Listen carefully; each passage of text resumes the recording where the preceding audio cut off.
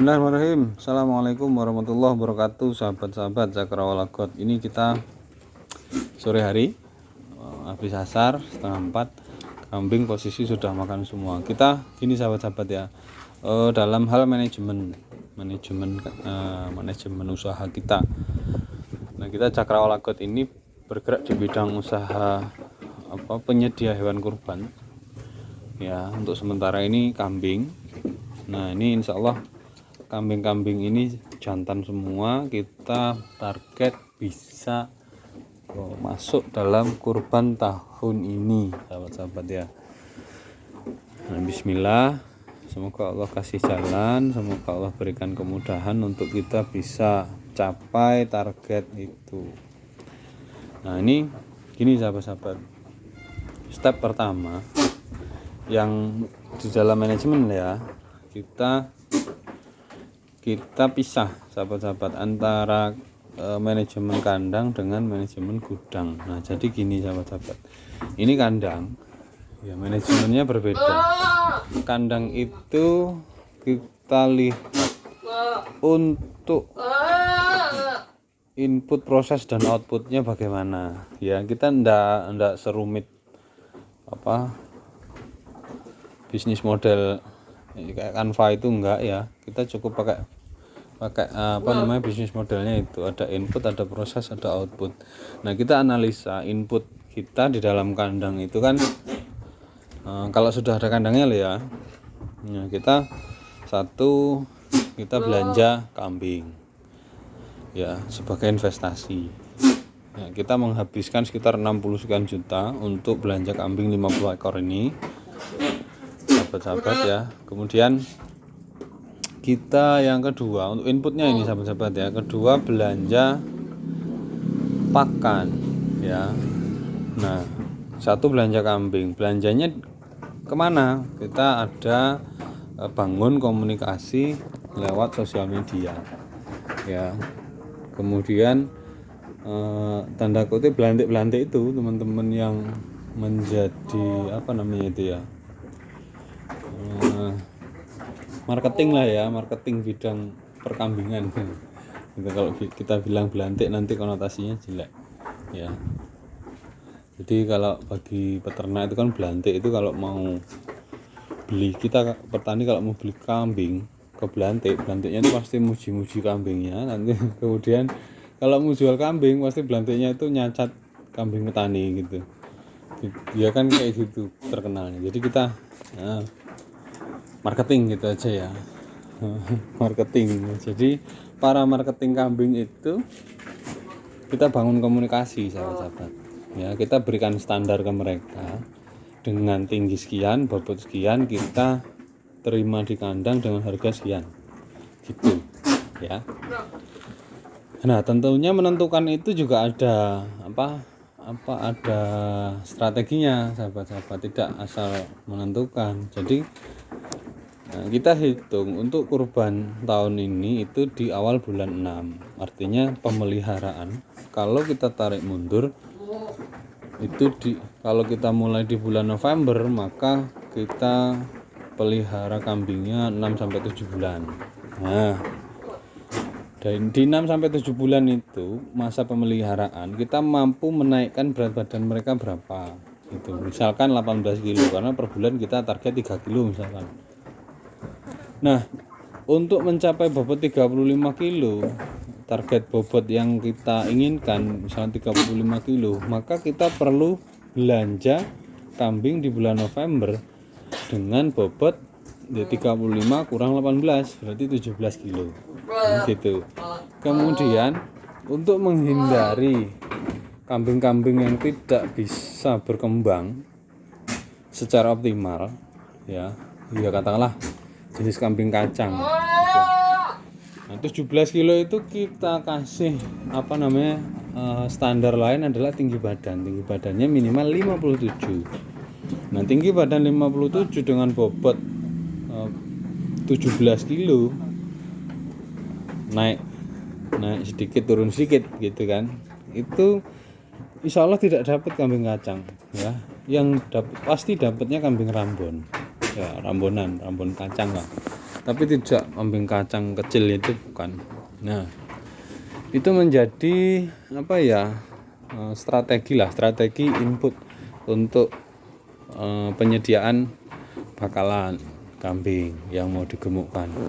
Nah, mungkin itu sahabat-sahabat ya untuk input kandang. Kemudian untuk kambingnya, setelah kita dapat kambing, kita kan pasti kasih makan. Nah, di dalam memberikan makan itu kita hitungannya beli sahabat-sahabat per kilo pakannya itu 650 sampai 700 rupiah. Nah, belinya di mana? Belinya di gudang kita sana. Nah, belinya di sana. Nah, ini satu tembok tapi beda manajemen gitu loh sahabat-sahabat, supaya gampang. Jadi setiap hari, setiap pagi jam 6 pagi dan jam 2 siang itu kandang selalu order pakan komplit dari sana. Ya, pakannya komplit dari sana. Jadi sana setiap hari dapat orderan pakan komplit ya, terdiri dari rumput, kemudian ada daun singkong dan itu sebagai hijauan, terus konsentratnya ada onggok dan konsentrat premium. Nah, itu diaduk di sana, kemudian di sini order, sana ngaduk ya, kandang sini order, kemudian gudang sana setelah dapat order diaduk, setelah aduk didistribusi. Nah, untuk populasi 50 ekor sahabat-sahabat, dengan rataan bobot ini dapat kita 18-an kilo. Rataan bobot 18 kilo, maka asumsi kita total kebutuhan pakan per hari itu mencapai 100 kilo. Itu sahabat-sahabat ya. Kalau 12,5% berarti ya sekitar 120 kilo. Nah, untuk konsumsi hijauan dan konsentrat. Nah, jadi setiap pagi itu sahabat-sahabat, pagi itu kandang akan order pakan di gudang sebanyak 60 kilo ya, racian pakan ransum komplit ya di sana. Nah, seperti ini. Nah, ntar sahabat-sahabat ada telepon. Nah, kemudian setelah kandang sudah jadi ready ya, kemudian diantar ke sini disajikan. Nah, setelah itu masuk ke dalam buku keuangan. Jadi pada tanggal sekian, bulan sekian, tahun sekian, kandang order pakan atau ransum sebanyak sekian kilo dari gudang. Nah, kemudian gudang juga catat ada penjualan pakan komplit ke kandang dengan jumlah sekian, tanggal sekian, bulan sekian. Nah, terhitungnya itu hutang ya, bond itu keduanya. Jadi nanti match ketika panen. Ini kan dalam proses nih sahabat-sahabat, ini proses ya.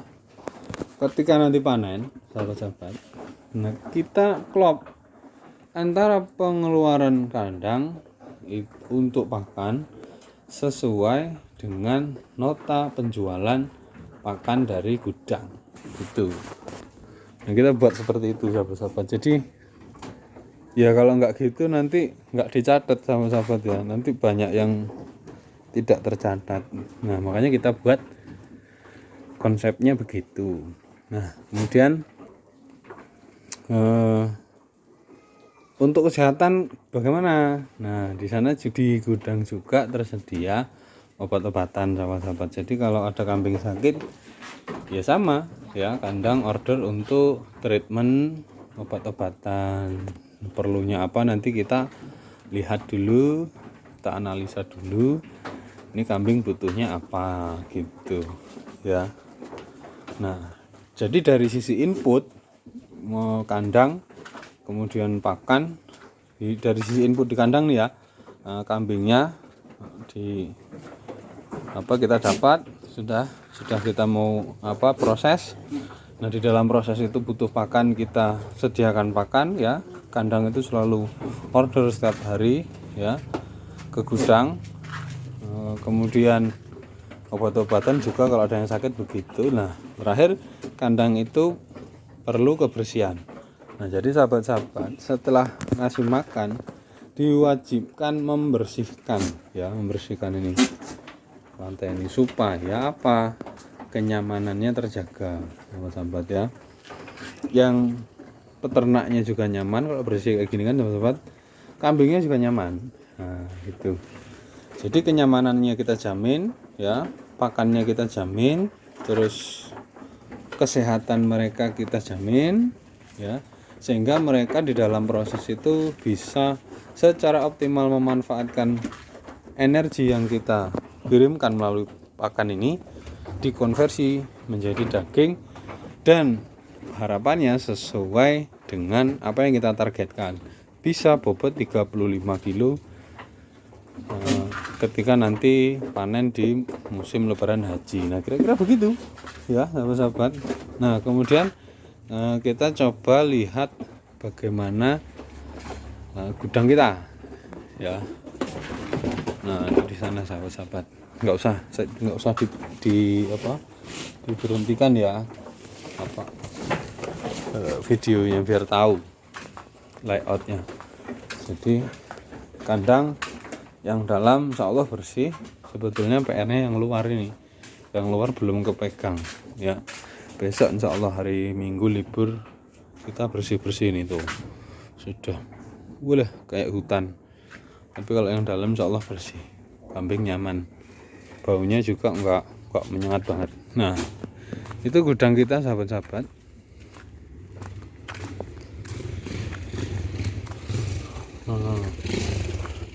Ini adalah gudang kita. Gudang kita sahabat-sahabat menyediakan pakan konsentrat ya. Kalau sahabat-sahabat mau beli monggo, tapi kita posisinya di Lampung. Kalau di luar Jawa ada jumlah minimal, nanti kayaknya bisa itu dikirim sama gudang besar sana. Nah, ini kita ada silo untuk nampung onggok, kemudian ada silo untuk nampung silase. Ini silase daun singkong sahabat-sahabat. Nah, tuh, ini silase daun singkong ya. Nah, kayak gini kita membuat silasenya di silo aja, enggak perlu di dalam tong lagi karena kurang efisien sahabat-sahabat kalau kita buat di tong. Nah, kemudian apalagi ya, sana ada obat-obatan ya, ada obat-obatan, ada mesin chopper. Nah, jadi setiap pagi sahabat-sahabat kita akan chopper rumput. Nah, rumputnya belum ngarit, nanti mau kita berangkat ke sawah sahabat-sahabat untuk lihat bagaimana kondisi tanaman hijauan kita ya. Tapi enaknya di video selanjutnya lah. Nah, jadi seperti ini sahabat-sahabat ya, gudangnya ada silo untuk nampung bahan pakan. Nanti bahan pakan ini diracik sedemikian rupa menjadi yang namanya ransum. Nah, ransum ini nanti yang diorder oleh kandang sana. Nah, gitu. Jadi kandang sana order ransum. Nah, kita di gudang sini adanya bahan. Nah, bahan ini kita racik terlebih dahulu sesuai dengan perhitungan. Setelah itu kita bawa ke kandang sana. Nah, di kandang sana kita tinggal berikan, nanti dimakan oleh kambing-kambing. Nah, gitu. Mungkin itu dulu sahabat-sahabat, kita mau ngarit ya untuk stok besok pagi mereka order. Nah, kita kandang harus siap. Nah, jadi kira-kira gambarnya gitu sahabat-sahabat. Nanti kalau dombanya sudah ada di sini ya, di kandang utama ini sekitar 70 ekor nanti ya, 60 ekor domba, mungkin yang ujung sana 10 ekor untuk kambing gitu ya. Nah, ini nanti sahabat-sahabat begini ya, untuk pakan sama seperti itu sahabat-sahabat ya. Kemudian sana kandang penggemukan nanti tetap berlanjut, tetapi hanya memanfaatkan momen Idul Kurban, itu aja ya. Kalau breeding nanti di sini untuk menghasilkan cempe. Nah, nanti cempe-cempe yang siap untuk digemukkan bisa masuk sana. Ya, jadi semakin mengurangi transaksi antar belantik nantinya kayaknya sahabat-sahabat ya. Nah, jadi kalau kita punya bakalan sendiri di sini dari hasil ini ya ngapain cari belantik kan gitu. Nah, ini mendung sudahan sahabat-sahabat ya. Jadi itu dulu sahabat-sahabat, mudah-mudahan menginspirasi sahabat-sahabat untuk mendirikan usaha peternakan ya. Walaupun kita kandangnya masih amburadul, masih kurang rajin ya, kurang rapi ya, mau dimaklumi karena kita ini luru gawe sahabat-sahabat. Jadi ya ngerjain itu ya ngerjain ini gitu loh. Tidak fokus di sini. Mungkin nanti setelah pasca pemilu insyaallah kita bisa lebih fokus untuk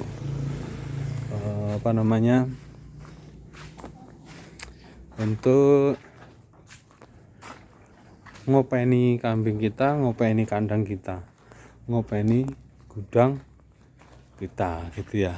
Oke, demikian. Terima kasih atas atensi. Wassalamualaikum warahmatullahi wabarakatuh.